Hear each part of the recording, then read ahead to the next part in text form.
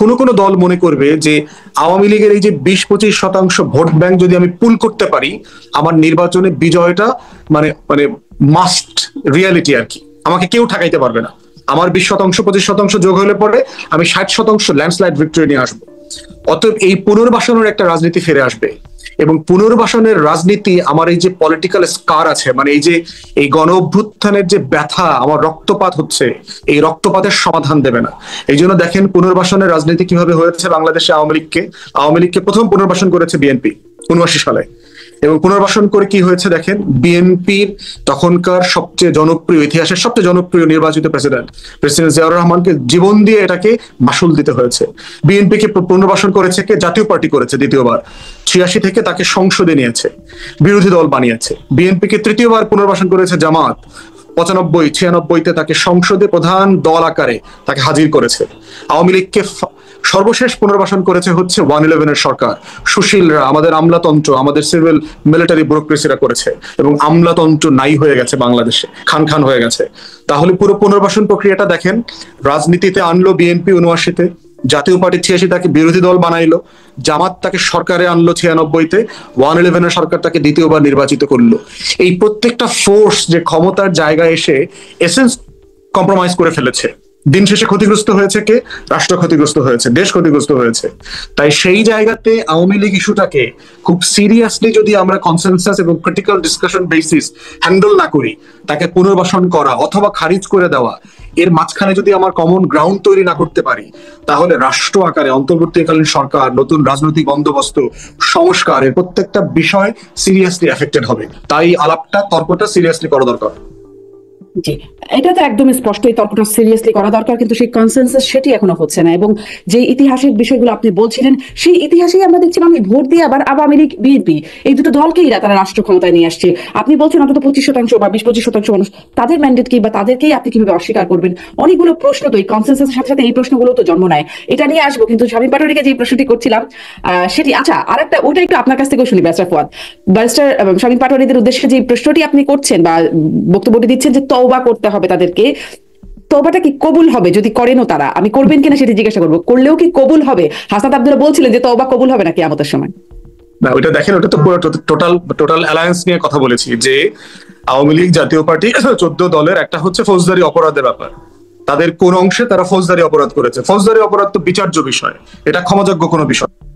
দ্বিতীয়ত হচ্ছে গণতন্ত্র হত্যা করার জন্য যেখানে যেখানে ভৎসনার শিকার হইতে হবে, তাদেরকে তিরস্কার করতে হবে, সমালোচনার শিকার হইতে হবে, সেটা একটা করা। থার্ড হচ্ছে আপনার গণ অভ্যুত্থানের বিপক্ষে অবস্থান নিয়ে কারফিউ, গণহত্যা, গোলাগুলির দায় কে কতটুকু নেবেন, আওয়ামী লীগ কতটুকু নেবে, জাতীয় পার্টি কতটুকু নেবে, 14 দল কতটুকু নেবে, সেটা আলোচনা আসতে হবে। তওবার বিষয় হলো, যিনি মানবাধিকার লঙ্ঘন করেন নাই, ফৌজদারি অপরাধ করেন নাই, মানি লন্ডারিং করেন নাই, এই ধরনের জঘন্য দেশ বিরোধী কোনো কাজ করেন নাই, সিম্পলি ওই দলগুলোর সমর্থক, কর্মী, মিছিলে যান, মাঝে মধ্যে ভোট দেন, নিরপরাধ, এই মানুষগুলোর জন্য হচ্ছে তওবা অ্যাপ্রোপ্রিয়েট হতে পারে।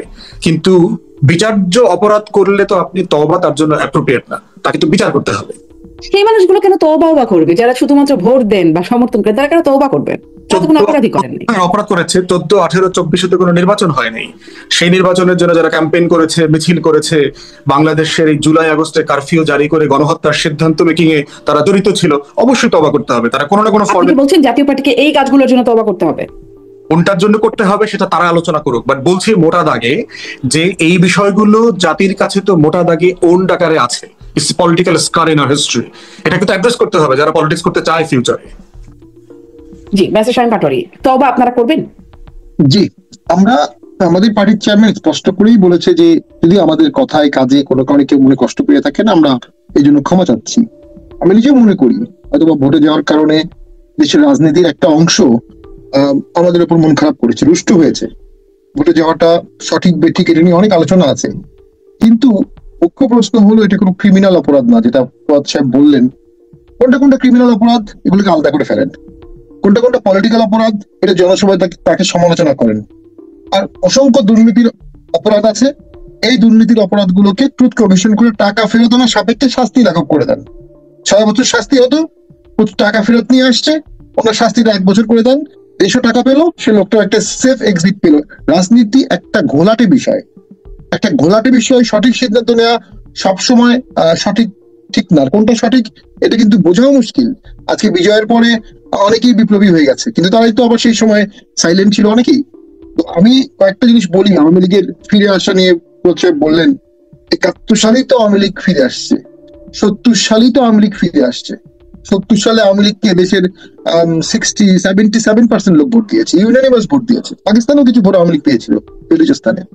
তো সেখানে তো আওয়ামী লীগ একটা দল হয়ে গেছে, সার্বজনীন দল হয়ে গেছে। এবং আরো ফিরিয়ে এনেছে কারা? পাকিস্তান তাদেরকে যখন ক্ষমতা দিল না, ক্ষমতা না দেওয়ার কারণে আওয়ামী লীগ আবার ফিরে আসলো। যুদ্ধ কিন্তু আওয়ামী লীগের শীর্ষ নেতৃবৃন্দ বাইরে চলে গেলেন, বঙ্গবন্ধু চলে গেলেন, যুদ্ধটা চাপিয়ে দেওয়া হলো। যুদ্ধের টোটাল ক্রেডিটটা অটোমেটিক্যালি আওয়ামী লীগ যুদ্ধ পরবর্তী সময় চলে আসলো। এবং খুব ন্যাচারাল, সেই আওয়ামী লীগ সে 71কে বেস করেও তো অনেক দিন টিকে আসে এবং বারবার ফিরে আসে। আজকেও মুক্তিযোদ্ধাদের সাথে কথা বলে দেখবেন অনেকেই বলবে যে মুক্তিযুদ্ধের ধারক বাহক হিসেবে তারা এখনো আওয়ামী লীগকেই প্রেফার করে। এখনো এই ডিভিশনটা কেন হলো, কেন করা হলো, কোনো দরকার ছিল না, মুক্তিযুদ্ধ সার্বজনীন হয়ে যেত।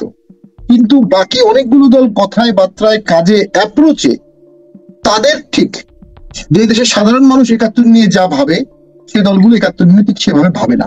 এখানে একটা পোলারাইজেশন হয়ে গেছে, দুঃখজনক, খুব পোলারাইজেশন হয়ে গেছে দেশের জন্ম নিয়ে, দেশের গণতন্ত্র নিয়ে। আওয়ামী লীগ যেমন বলতো উন্নয়ন হলে গণতন্ত্র লাগবে না, সেরকম অনেকে বলে গণতন্ত্র লাগবে না, আমরা ভারতের প্রভাবমুক্ত থাকতে চাই। এই যে ইকুয়েশন গুলো, প্রত্যেক ইকুয়েশনই কিন্তু আপনার প্রস এন্ড কনস আছে, কাউন্টার আর্গুমেন্ট আছে। আওয়ামী লীগকে ভোট করতে দেওয়া যাবে না, এই আর্গুমেন্টটা এক ধরনের আর্গুমেন্ট। আবার আওয়ামী লীগ ভোট করবে, ভোট পাবে, তাতে ডেমোক্রেসির কি সমস্যা? যে ডেমোক্রেসির জন্য এত আন্দোলন হলো, আমার মনে হয় বিষয়গুলো জনগণের হাতে ছেড়ে দিতে হবে। তা বলতে পারেন 14 সালে আওয়ামী লীগ জনগণের হাতে ছেড়ে দেয়নি, সত্য। 18 সালে আওয়ামী লীগ ছেড়ে দেয়নি, সত্য। 24 সালে আওয়ামী লীগ ছেড়ে দেয়নি, সত্য। সেজন্য আওয়ামী লীগ কাছে কি পরিণতি ভোগ করতে হচ্ছে? যুদ্ধ করে দেশ স্বাধীন করা দলটি আজকে কি অবস্থায় আছে? আর একটি একতরফা ভোট করে আওয়ামী লীগ 10-11 বছর ক্ষমতায় ছিল। আমার রাজনৈতিক অভিজ্ঞতা বলে বিএনপি বা জামাত বা অন্য সকল দল মিলে যদি একতরফা ভোট করে, আমার ধারণা তারা 11 মাস ক্ষমতা থাকতে পারবে না। ইন্টারন্যাশনাল প্রেশার থাকবে, নাইবার কান্ট্রির প্রেশার থাকবে, এবং সরকার টালমাতাল হয়ে যাবে। এমনকি এই সরকার, যেটি বিপ্লব পরবর্তী সরকার, এত বড় ম্যান্ডেট নিয়ে, এত জনগণের সমর্থন নিয়ে, এত আশা আকাঙ্ক্ষা, তারা দেশ চালাতে পারছে না, নিয়ন্ত্রণ রাখতে পারছে না, দ্রব্যগুলো নিয়ন্ত্রণ করতে পারছে না, এফডিআই বাড়াতে পারছে না, রিজার্ভ বাড়বে না, ইনফ্লেশন আকাশচুম্বী হয়ে যাচ্ছে, ক্রাইম রেট বাড়তেছে, মব প্রতিনিয়ত হচ্ছে, রাষ্ট্র কাঠামোতে সংকটের মধ্যে পড়ে গেছে। কেন? ওই যে সবাইকে একবারে আনা হয়নি। রাষ্ট্র পরিচালনা একটা সিরিয়াস প্রফেশনাল স্টেট ক্রাফট। আমি বঙ্গবন্ধুর একটা কথা বলে পড়ে, বঙ্গবন্ধু এসে সবাইকে সাধারণ ক্ষমা দিয়ে দিলেন, কিছু লোককে অ্যারেস্ট রাখলেন, কিছু লোকের বিচার হলো, তিনি সাধারণ ক্ষমা দিয়ে দিলেন। কারণ ওই যে কিছু লোক 10 কেজি চালের লোভে আল বদর বাহিনীতে নাম দিয়েছে, কিছু লোক জীবন বাঁচাতে পাকিস্তানের পক্ষে মিছিল দিয়েছে, আবার কিছু লোক জেনুইন ওয়ার ক্রাইম করেছে, আলাদা করা যাচ্ছিল না। এবং ওই ব্যুরোক্রেসি নিয়ে দেশ চালালেন উনি। 70 সালের যে ব্যুরোক্রেসি, যারা 71-এ পাকিস্তান থাকা অবস্থায় অফিস করলো, 72-এ তারাই কিন্তু বাংলাদেশ চালালো, কারণ বাংলাদেশ চালাতে হবে। এক্স্যাক্টলি সেম জিনিস এই সরকারের কিছুটা কারেকশন সাপেক্ষে করা উচিত ছিল। কন্টিনিউশন না করে এই সরকার বা অনেকেই একটা ম্যাসিভ সংশোধন বাদে যেতে যাচ্ছে। ওই সংশোধন বাদ ধারণ করার ক্ষমতা কি বাংলাদেশে আছে? এবং যে যুদ্ধটা বা যে সংগ্রামটা বাংলাদেশে হয়েছে, ইটস নট ইথনিক ওয়ার, যে সাদার সাথে কালোর যুদ্ধ, অমুক ট্রাইবের সাথে অমুক, এটা বাঙালির মধ্যে যুদ্ধ, লড়াই, সংগ্রাম, একটা ইস্যু নিয়ে গণতন্ত্র, মানবাধিকার, বৈষম্যহীন সমাজ। বিষয়টা কিন্তু আন্তর্জাতিকগত না, একটা তত্ত্ব বা একটা ধারণার বাস্তবায়ন। সেই ধারণার বাস্তবায়ন সকলকে মিলে যদি করতে হয়, তাহলে সকলকে মিলেই করতে হবে। দুঃখজনক হলো সত্য, এই সকলের মধ্যে আওয়ামী লীগ ইনক্লুডেড। আওয়ামী লীগকে পুরোপুরি বাদ দিলে বা বাদ দেওয়ার চেষ্টা করলে ওই তত্ত্বটা বাস্তবায়ন হবে না। আর হচ্ছে রাজনীতি হচ্ছে ভারসাম্যের খেলা।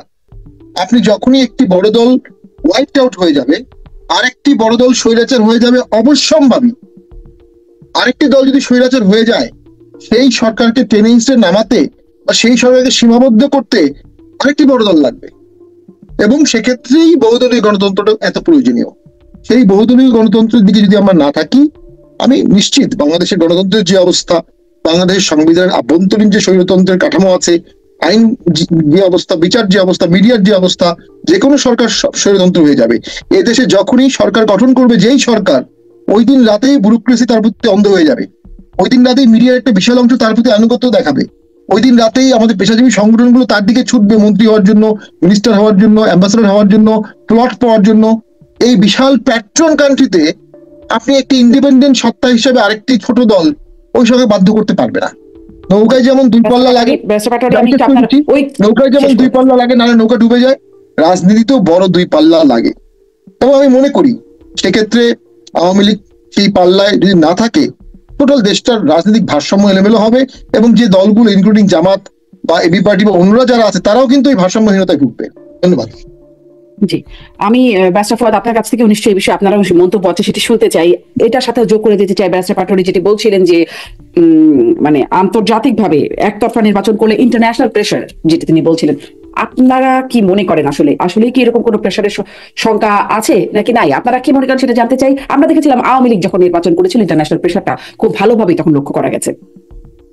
না, ইন্টারন্যাশনাল স্ট্যান্ডার্ডের একটা ব্যাপার তো সব জায়গাতে আছে। সকল রাজনৈতিক দলকে তারা বলবে যে একটা ক্রেডিবল ইলেকশনের ডেফিনেশন মানে হচ্ছে যে ক্রিয়াশীল সকল রাজনৈতিক দল যেন নির্বাচন করতে পারে।